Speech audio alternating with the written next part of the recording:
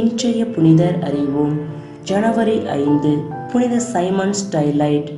இறைவனோடு உரையாட தம்மை சந்திக்க வரும் மக்களிடமிருந்து தமது தனிமையை காப்பாற்றிக் கொள்ள 60 அடி உயர தூண் அமைத்து 3 அடி சுற்றளவு உள்ள தூணில் இறைவனோடு உரையாடி வாழ்ந்தவர்தான் தூண் துறவி என்று அழைக்கப்படும் சைமன் ஸ்டைலைட். தன்னொடுக்க பயிற்சிகள் வழியாக இறைவனோடு நெருங்கிய உறவில் இருந்தார். ஆன்மீகம் வலுவாக வளர்ந்திருந்த காலகட்டத்தில் 388ஆம் ஆண்டில் சிரியாவின் வடக்கு எல்லைப்புறத்தில் சிசன் என்ற இடத்தில் பிறந்தவர்தான் சைமன் ஸ்டைலைட். ஆடு மேய்ப்பவராக விளங்கிய இவர் ஆடுகளின் குரலில் தன்னை மறந்து மகிழ்ந்திருந்த வேளையில் யாரோ ஒருவர் விவிலியம் வாசிப்பதை கேட்டார். அந்த விவிலிய பகுதி இயேசுவின் மலைப்பொழிவை பற்றியது.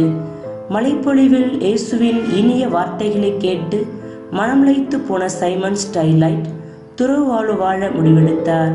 தனது ஆடுகளை விட்டுவிட்டு துறவு மடத்தில் இணைந்தார். தன்னுடைய முயற்சியில் தீவிரமாக தன்னை ஈடுபடுத்தி கொண்டார். இறைவனின் திருமுக தரிசனம் தினமும் காண உள்ளம் நெக்குருகி நின்றார். இவருடன் இருந்தவர்கள் துறவுமட வாழ்க்கைக்கு இவர் தகுதியானவர் அல்ல என்று சொல்லி இவர் மீது குற்றம் சாட்டி அங்கிருந்து அவரை வெளியேற்ற துடித்தார்கள்.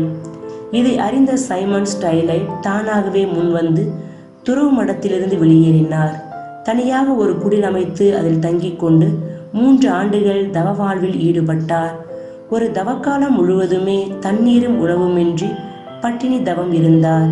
பிறகு பட்டினி தவமே தம் வாழ்வில் வழக்கமான ஒன்றாக மாறியது.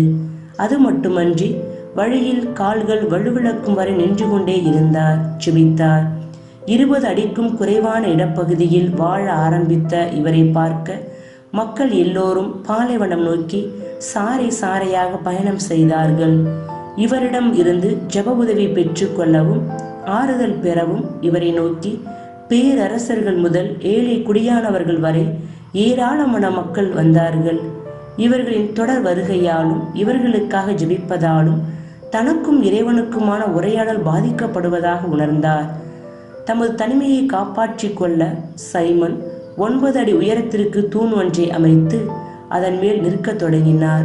மக்களின் எண்ணிக்கை அதிகரித்தபடி இருந்ததால் காலப்போக்கில் தூணின் உயரத்தை 60 அடிக்கு மேலாக உயர்த்தினார். 3 அடி சுற்றளவு மட்டுமே கொண்ட இந்த தூணில் உறங்க முடியாது.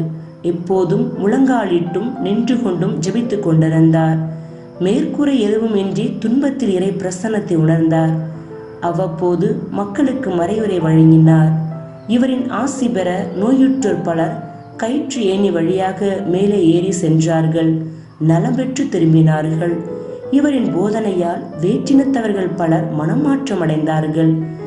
எல்லாரின் ஆன்மாவும் மீட்கப்பட தொடர்ந்து ஜெபியுங்கள் என்று கேட்டுக்கொண்ட தூண் துறவி 459ஆம் ஆண்டு செப்டம்பர் மாதம் 2ஆம் தேதி இறைவனடி சேர்ந்தார்.